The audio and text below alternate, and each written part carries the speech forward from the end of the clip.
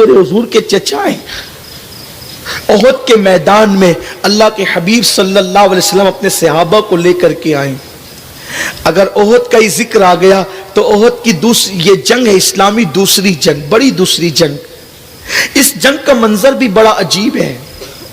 अगर मेरी माएँ और बहनें भी हैं तो उनसे भी मैं ये बात अर्ज करना चाहता हूं। जब मक्के के काफिर मैदान ओहद में जमा हो गए तो अल्लाह के हबीब ने हजरत बिलाल से कहा, बिलाल जाओ और जाकर मदीने की गलियों में ऐलान कर दो कि सोने वाले बिस्तर छोड़ दें,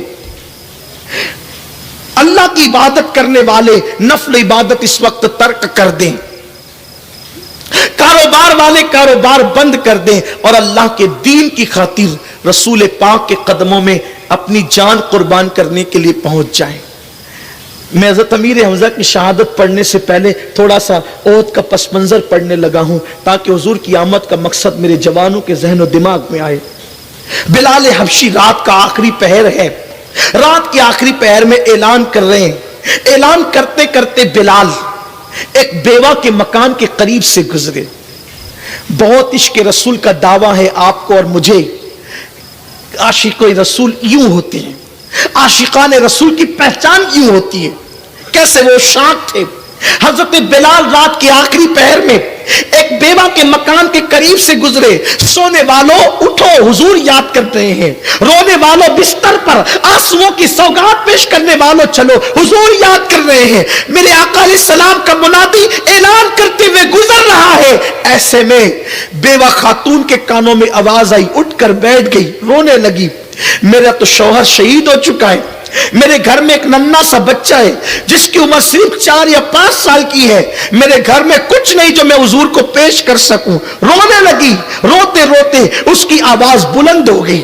आज औरतों को अगर शादी पर नए कपड़े ना मिले तो वो रोती है, औरतों को जेवरात ना मिले तो वो रोती है, औरतों के मुतालबात शौहर पूरा ना करे तो वो रोती है। हाय, दौरे रिसालत के अंदर एक बेवा क्यों रो रही थी? सिर्फ इसलिए कि मुस्तफा जाने रहमत ने मुजाहिद मांगा है, मैं पेश नहीं कर पा रही हूं, इसलिए वो आंसू बहा रही थी। फिक्र क्या थी उन लोगों की। रोते रोते आवाज बुलंद हो गई। जब आवाज बुलंद हुई, पास ही में 4-5 साल का बच्चा सो रहा था, उठ गया। मां को रोता देख कर कहा, अम्मी क्यों रो रही हो? तुम्हारे रोने की वजह क्या है? मां ने कहा, बेटा सो जा, तू मेरे दर्द को नहीं समझ सकता, तेरे बचपने की अकल मेरे दर्द को नहीं पहुंच सकती। लेकिन वो मामूली बच्चा नहीं था। मां ने बड़ी अजीम तरबियत की थी। मां की तरबियत बड़ा अजीम दर्जा रखती है।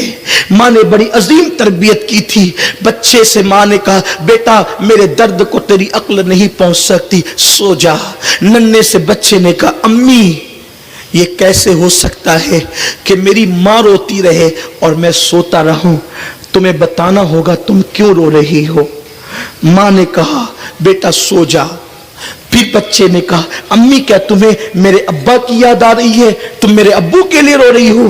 कहा, नहीं बेटा, तेरे बाप के लिए नहीं रो रही हूं। रोना इस पर है कि इसी वक्त अभी थोड़ी देर पहले नबी का मुनादी बिलाल ऐलान करते हुए गया है कि ओहद के मैदान में रसूल पाक के गुलाम जान सारी के लिए जा रहे हैं और हुजूर ने मुजाहिदों को तलब फरमाया है।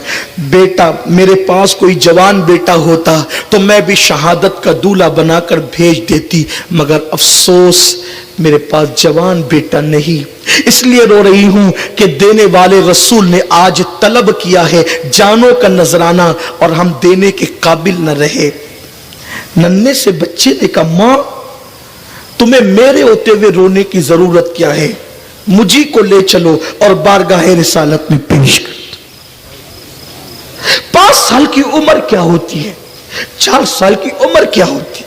आज हमारे 4-5 साल के बच्चों को कलमा तर्जुमे के साथ याद नहीं है, लेकिन वो 4-5 साल का बच्चा, उसकी मां ने क्या तरबियत की थी, दिल में क्या इश्क मुस्तफा पैदा किया था। आज तुम्हारे 4-5 साल के बच्चे नाच रहे, तुम्हारे 4-5 साल के बच्चे गाने गा रहे, तुम्हारे 4-5 साल के बच्चे फिल्मी अदाकार और सीरियल के अदाकारों की एक्टिंग कर रहे हैं।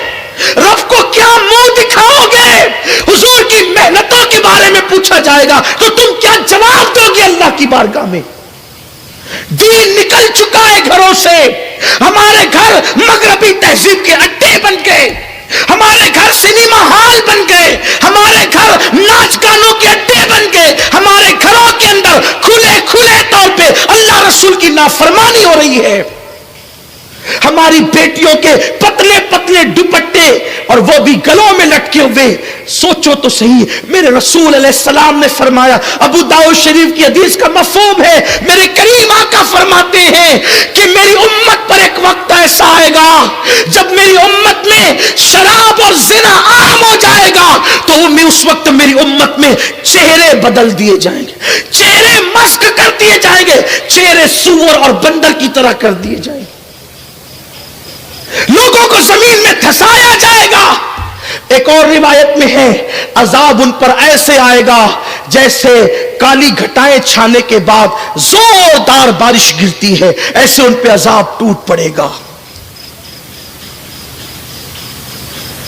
अजाब पर शिकवे हैं, अपने अमल पर नहीं। अमाल तो देखो, अमाल तो देखो, हमारे अमाल क्या है। बाज लोग ऐसे हैं जिन्होंने दाढ़ियों की तराश और खराश पे बहुत तवज्जो दी, टोपियों की खूबसूरती पर, अंदर क्या है। एक तबका वो है जो न दीनदार है, कुछ नहीं है वो, एक वो है जो ऊपर से दीनदार है, अंदर कुछ नहीं है, इल्ला माशाअल्लाह। नन्हे से 4-5 साल के बच्चे ने कहा, मां मेरे होते हुए तुझे रोने की जरूरत क्या है, चलो मुझे ले जाओ हुजूर की बारगाह में पेश कर दो। मां को कुछ इत्मीनान हुआ, हाय मेरा बच्चे ने मेरी तसल्ली दी, मुझे तसल्ली दी, और फिर इंतजार करने लगी। बच्चे की उंगली पकड़ी और पकड़ करके सीधा मस्जिद नबवी की तरफ। इतना आसान नहीं है ना 5 साल के बच्चे को ज़बा करने के लिए कहीं पहुंचाना। उस मां के दिल से पूछो, आज औरतों में दीनदारी का ये हाल है, अगर शौहर दाढ़ी रख ले तो बीवी कहती है कि मैं अपनी सहेलियों में क्या जवाब दूंगी कि तेरा शौहर दाढ़ी वाला है। ये मुस्कुराने की बात नहीं, ये दीनदारी का मेयार हो गया आपके पास। मुसलमान बेटी ये कह रही है, मैं अपनी सहेलियों को क्या जवाब दूंगी कि तेरा शौहर दाढ़ी वाला है। हद है, अफसोस है, दाढ़ी का मजाक उड़ाने वाली बेटी, तू अपने शौहर के चेहरे पे दाढ़ी का नहीं, मुस्तफा जाने रहमत की सुन्नत का तो मजाक उड़ा रही है। तुम्हें आका की सुन्नतों से नफरत हो गई है। अमली तौर पर तुम क्या कर रहे हो, क्या कह रहे हो? जबान से तो नहीं कहते कि नफरत हो गई है, लेकिन अमली तौर पे क्या है? मैं दाढ़ी रखूंगा तो लोग मुझे मुल्ला कहेंगे, बैकवर्ड कहेंगे। ला इलाहा इल्लल्लाह, अलियाज़ु बिल्लाह। हुजूर की सुन्नत पर अमल करने से कोई बैकवर्ड नहीं होता। बैकवर्ड वो लोग हैं जो हुजूर की सुन्नतों से दूर हैं, जो हुजूर की सुन्नतों के आमिल हैं। फरिश्ते भी उनका एहतराम करते हैं, लेकिन सोच बदल गई, दीन से इतने दूर हो गए, अपनी जबान से दरपर्दा क्या बक रहे हो, क्या कह रहे हो, किरदार क्या कह रहा है। नन्ही से बच्चे की उंगली पकड़कर मां अपने नबी की मस्जिद तक ले गई और चौखट पे खड़ी हो गई। हुजूर मुजाहिदीन को तरतीब दे रहे थे। अल्लाह के हबीब अलैहिस्सलाम की निगाहें पर्दा नशीन पर पड़ी। मेरे सरकार ने कहा, बिलाल पूछो वो औरत क्यों आई है, ये औरतों के आने का टाइम तो नहीं है, या औरतों का काम तो नहीं है, वो औरत क्यों आई है। बिलाल गए और जा करके कहते, माई क्यों आई हो, जाओ घर जाओ, या औरतों का इस वक्त कोई काम नहीं। तो फौरन बिलाल से कहने लगी, बिलाल इतनी जल्दी भूल गए, अभी तो तुम ऐलान कर रहे थे कि हुजूर ने बुलाया है, मुझे काम हुजूर से है। आका तशरीफ लाए। उस खातून ने कहा, या रसूल अल्लाह मेरा शौहर जंग में शहीद हो चुका है, मेरे पास कोई जवान बेटा भी नहीं है। आपके मुनादी ने ऐलान किया, या रसूल अल्लाह जवान बेटा नहीं है, 4-5 साल की नन्ही सी जान लेकर आई हूं, हुजूर इसको कबूल कर ले और मैदान में इसको लेकर के जाए। जैसे ही मेरे करीम आका ने उस औरत से ये बात सुनी, बच्चे के सर पे शफकत का हाथ رکھا اور سرکار نے فرمایا اے خاتون تیری نیت اچھی ہے, اللہ تجھے اجر عطا کرے گا. بچہ یہ کیا جنگ کر سکے گا, یہ تلوار کیا اٹھا سکے گا, یہ ہتھیار کیا اٹھا سکے گا, لے جا, اللہ اس کو لمبی عمر دے, پھر اسلام کے لیے جنگ ہوتی رہے گی, جہاد ہوتا رہے گا, یہ بڑا ہوگا, اس کو پال, اس کی پرورش کر, اس کی تربیت کر, یہ اللہ کی راہ میں جان دے گا, لے جا, جا اللہ تجھے جزا دے.